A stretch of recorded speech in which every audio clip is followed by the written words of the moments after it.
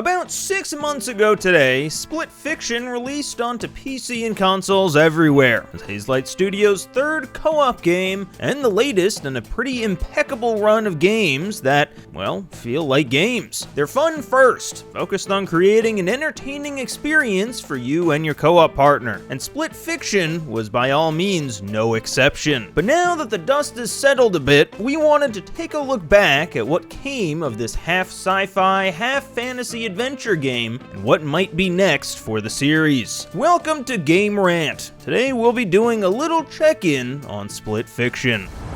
So let's just start off with sales numbers here. If you were following the game at launch at all, you may know about the insane 1 million copies sold in under 48 hours upon release, which no doubt is an impressive number. But you may also be shocked to hear that that flame didn't burn out so fast, with it being reported that it reached 2 million in barely a week, and in the latest round of publicly available numbers, it's reached an entire 4 million within 2 months. And that's not even including the more recent Switch 2 release, which no doubt only boosted those numbers even more, making it the fastest growing Hazelight title to date. And ratings-wise, Split Fiction continues to impress, with a 90 top critic average on OpenCritic, with a near perfect 98% of critics recommending the title, putting it among the top new releases of 2025, just barely behind the newly released Donkey Kong Bonanza and Clair Obscur Expedition 33, with the only main complaint against the title being a dull and somewhat predictable story. Although, many saw past this for what it was, a game that focused on gameplay above all else, capitalizing on the same creativity that was present in the studio's past works like It Takes Two and dialing it up a notch. Now, unfortunately, or fortunately, depending on how you look at it, there have been no major DLC, expansions, or updates to the game since release, save for a few bug fixes and the like, and Hazelight doesn't appear to have plans to develop any. In fact, looking back at their catalog of titles, it seems like their MO to create a complete, standalone experience, then wipe the slate clean and move on to the next one. There was, however, the very recently and aforementioned Switch 2 release back in June, which released to very similar reviews and reception, which should come to no surprise. A game like this just fits so well on a Nintendo console, and much like many first-party Nintendo titles, it's designed to be accessible to everyone, regardless of skill level. So combine that with the built-for-co-op nature of the Switch itself, and you have a pretty perfect match there.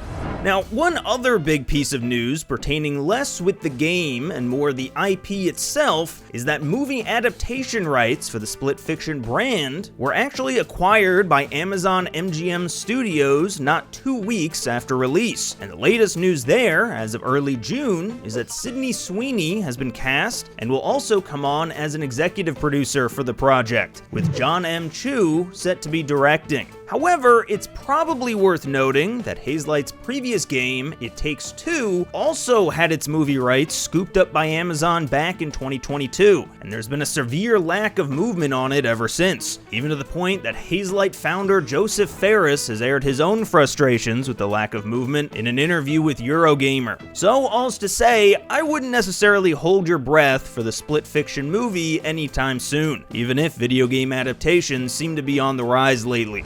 But the biggest question in the broader industry as we move into the latter part of this year is what titles from this incredibly stacked year of games could we see nominated for the coveted Game of the Year award, and especially given Hazelight's previous release, It Takes Two, winning back in 2021, and Split Fiction being its next new game since, obviously all eyes are on them to see if they secure at least a nomination. And while its impressive numbers and fresh gameplay should definitely put it in the running, its biggest hurdle is actually just gonna be the competition. 2025 has already seen some massive releases, like Clair Obscur, Blue Prince, Kingdom Come Deliverance 2, and Monster Hunter Wilds, just to name a couple. Plus the huge Nintendo Switch 2 release ushering in their first-party games as well, with Mario Kart World and Donkey Kong Bonanza. And that's all before looking ahead to the rest of this year with other expected heavy hitters like Borderlands 4, The Outer Worlds Worlds 2 or Ghost of Yotei.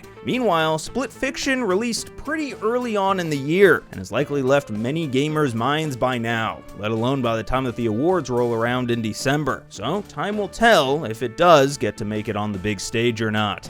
But with no DLC or movie adaptation on the horizon, what can Split Fiction fans hold their breath on? Well, some more bad news first. Hazelight generally doesn't do sequels either, and there's not even as little of a rumor that they would break their streak now. So a Split Fiction 2 likely isn't happening, but Joseph Fares has actually talked about the studio already moving on to their next project as early as the same month as Split Fiction's release. And while details are still a ways away, Fares did say that the team was amped off of Split Fiction's release, and that they think they can do way better for the next one. And at this point, only time will tell if their new project turns out to be as huge a success as the last one. But given their track record, I wouldn't be so quick to bet against them. But for now, that actually about do it for today. For more deep dives like this, be sure to check out GameRant.com, and thank you so much for watching.